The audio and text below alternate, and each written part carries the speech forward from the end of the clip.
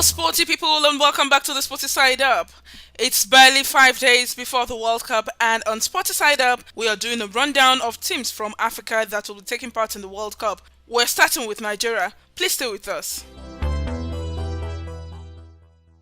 The Super Falcons of Nigeria are going to the World Cup for the ninth time. In fact, they are the only African team to feature in every edition of the tournament since the competition started in 1991. But unfortunately, the Super Falcons have never made it beyond the quarterfinals. And apart from being one of the most consistent in the tournament, they are the most successful team on the African continent. They have won the African Women's Football Championship, that is the WAFCON. They have won it a record 11 times. First, let's get into how they qualified for the tournament. As usual, all teams that are supposed to qualify for the World Cup are supposed to qualify from their various federations. For Africa, it is the Confederation of African Football.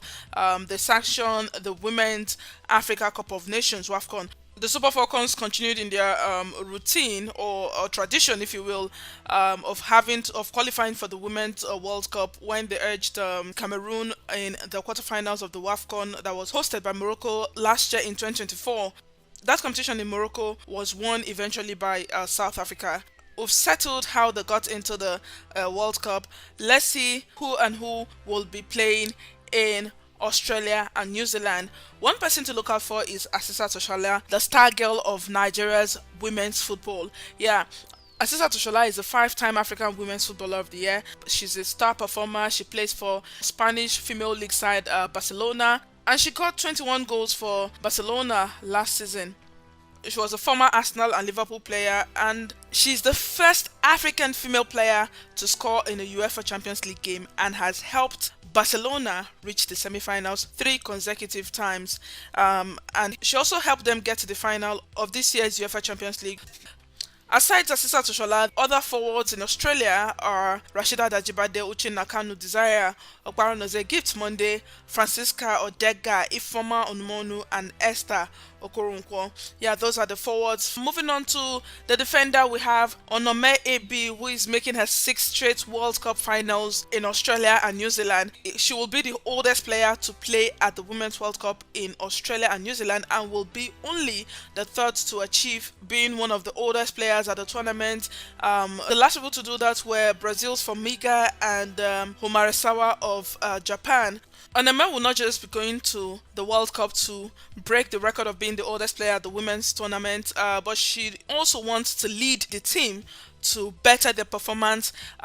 This year, their best performance was in 1999 in the USA, where they finished in the quarterfinals. So let's hear her say what they plan to do in New Zealand and Australia. We are going to Australia for the FIFA Women's World Cup. This is the highest when it comes to football in the whole world.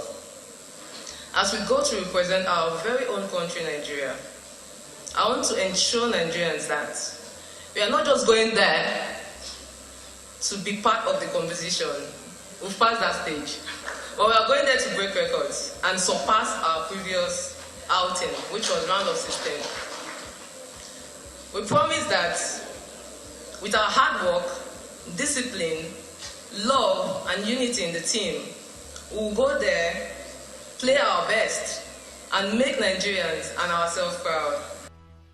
Yeah, hopefully Nigeria Super Falcons will not be going to Australia and New Zealand just to make up the numbers. Hopefully they will make a mark at this year's edition and get beyond the quarterfinals. That's the hope of every Nigerian right now. So others in the defense are standout youngster Olutosi Demehi, 3-time World Cup veteran Osinachi Ohale, Glory Ogbonna, Rofiat Imuran, Ashley Pumpter, and Michelle Aloze, who is based in the United States.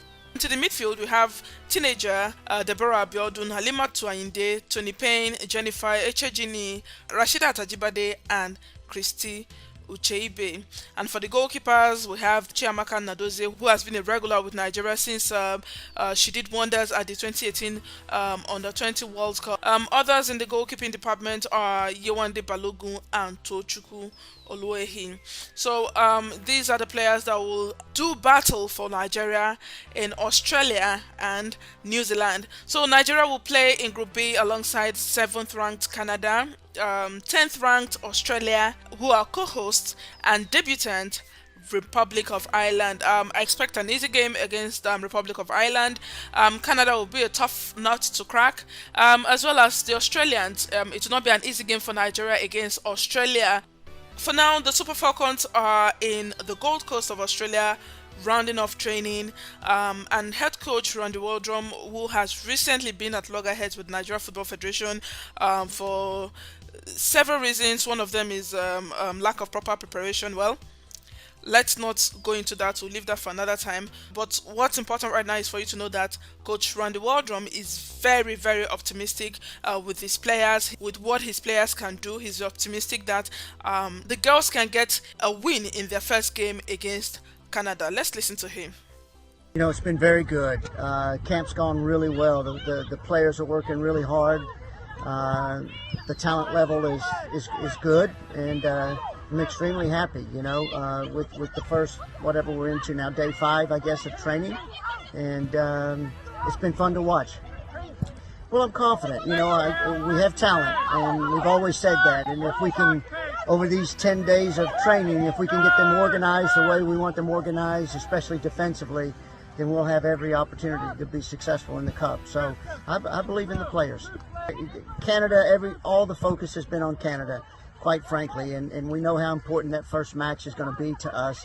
And we need to get something out of it, and it doesn't mean it's the end of our group play if we don't, but it would be a very big start for us to get something out of that match. And I'm confident the players can do it. And the more important thing is, in kind of speaking to the players individually, they're very confident that they can get something out of the match. Yeah, you've heard Waldrum. He's confident, very confident, in fact, that the Nigeria Super Falcons can come out of the group stage. But coming out of the group stage is not a problem. But the target right now for the Super Falcons is to go beyond the quarterfinals of the tournament. And Nigerians are solidly behind them, and Nigerians are hoping and praying that the team will get beyond the last 16 and possibly fight for a medal at the tournament in New Zealand and Australia. Over to you guys. Do you think Nigeria can surpass their best finish at the World Cup, which is the quarterfinals? And if not, how far do you think they will go? Please drop your thoughts in the comment section, and until our next video, where we'll be reviewing one of the other African teams that will be taking part at the World Cup, don't forget to subscribe, like, share the video, and please hit the notification bell for more of this. See ya!